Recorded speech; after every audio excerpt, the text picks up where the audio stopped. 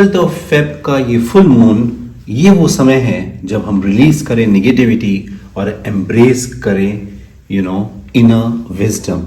और क्योंकि जो मून है वो लियो में है, तो एक्सपेक्ट कर सकते हैं हम हाइड एंड कॉन्फिडेंस, क्रिएटिविटी और बोल्ड सेल्फ एक्सप्रेशन। अब जब ये हम अपने बेनिफिट के लिए यूज करते हैं, तो स्टूडेंट्स ये बात हम कभी मत भूलें कि हमें बहुत बेनिफिट होता है। अगर हम दूसरे के बेनिफिट के लिए भी करें तो उससे भी ज्यादा बेनिफिट होता है। ये जो हाइट एंड कॉन्फिडेंस है, ये जो आपकी क्रिएटिविटी है, बोल्ड सेल्फ एक्सप्रेशन है, जब अपने फायदे में हो और इससे दूसरे का भी फायदा हो रहा हो, तो डेफिनेटली ये फुल मून, इसीलिए तो कह रहे हैं अपनी नेगेटिविटी को रिलीज करिए और एम्ब्रेस कीजिए इनर विजडम।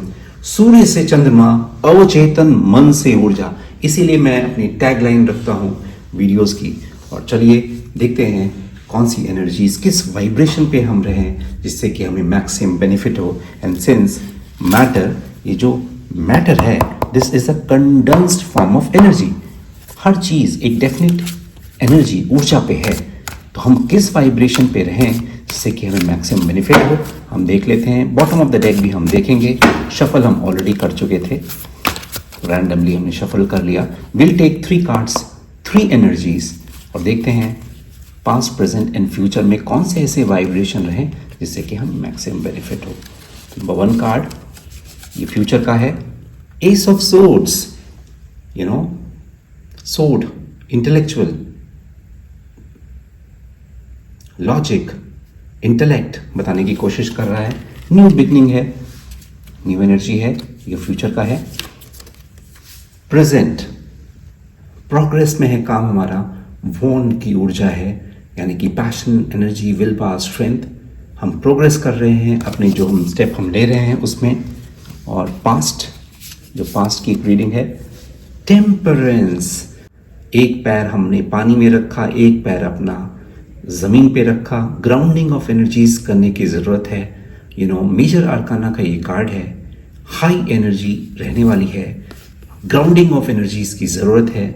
और जब तक हम अपने आइडियाज़ को काम नहीं करेंगे, उनको कन्वर्ट नहीं करेंगे एक्शन में, तो रियलिटी कैसे आएगी। Very important card, 14th number का ये कार्ड है। And bottom of the deck देख लीजिए, डेथ का है। ये हम उसके शाब्दिक अर्थ में नहीं जाएंगे। Death, it shows end of one event and a beginning of a new one. Major arcana का ये कार्ड है। डेफिनेटली पॉजिटिव चेंजेस, क्रिएटिविटी पे अपने काम नहीं करते और ऐसा बेनिफिशियल काम नहीं करते जो कि अपने लिए भी बेनिफिशियल हो और दूसरे के लिए भी बेनिफिशियल हो। आगे हम कैसे बढ़ेंगे।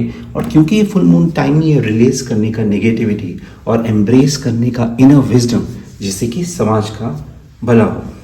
सेकेंड रीडिंग देख लेते हैं। इन्हीं के करस्पॉन्डिंग में हम 3 कार्ड्स लेंगे। ऑलरेडी हम शफल भी कर चुके हैं। 3 कार्ड्स इनके रिस्पेक्ट में। डेस्टिनी, 10 नंबर का कार्ड, यानी कि 1 + 0 1। एस ऑफ सोर्ड्स है। प्रेजेंट में क्या है, स्पिरिचुअल स्ट्रेंथ। जब स्पिरिचुअली हम मोटिवेटेड रहते हैं तो डेफिनेटली हम रिलीज कर पाते हैं नेगेटिविटी और अपने इनर विजडम को हम इन्वोक कर पाते हैं। अब हम देख लेते हैं पास्ट के रिस्पेक्ट में कौन से किस वाइब्रेशन पे हम रहे हैं। 3rd नंबर का ये कार्ड है, पार्टनरशिप एंड अलायंस। नंबर 3 का ये कार्ड है, राइट।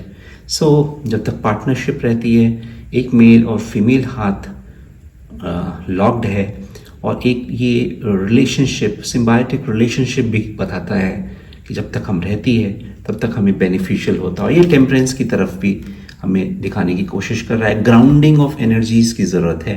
पार्टनरशिप है, अलायंसेस हैं, पॉजिटिव तभी होंगे जब तक हम आइडियाज़ को कन्वर्ट करेंगे रियलिटी में, तभी हमें उसके बेनिफिट मिलेंगे। And bottom of the deck है the waiting game. So 2nd number का कार्ड है। अब जो ये 2nd नंबर है, ये सबकॉन्शियस माइंड, मून को भी रिप्रेजेंट करता है 2nd नंबर, राइट। और ये जो 2nd नंबर है, ये क्योंकि मून को रिप्रेजेंट करता है, और जो आपका जो सबकॉन्शियस माइंड है, जो माइंड है, ये टेम्ड और वाइल्ड एस्पेक्ट दोनों ही यूज़फुल हम ले सकते हैं, अपने बेनिफिशियल में ले सकते हैं, अपनी इंट्यूशन का में ये जो वेटिंग गेम है, जिस भी प्रोजेक्ट में हम इन्वॉल्व हैं, स्टूडेंट्स की बात हम कभी मत भूलें, अपनी इंट्यूशन पे अपने पे अगर हम इंट्यूशन अपने अंदर की आवाज़ विस्पर को पहचाने सुने तो वो हमें गाइड करती है, यही बताने की कोशिश कर रहा है, you know. So 3 cards 3 vibration जैसा कि हमने रीड किया, और फाइनल कंफर्मेटरी ट्रैक से भी हम देखेंगे क्या एक मैसेज है यूनिवर्स की तरफ से from the Riders of universe has your back. कौन सा एक मैसेज है यूनिवर्स का हमारे लिए, ये हम चेकआउट करते हैं। True manifestations are powered by service and love.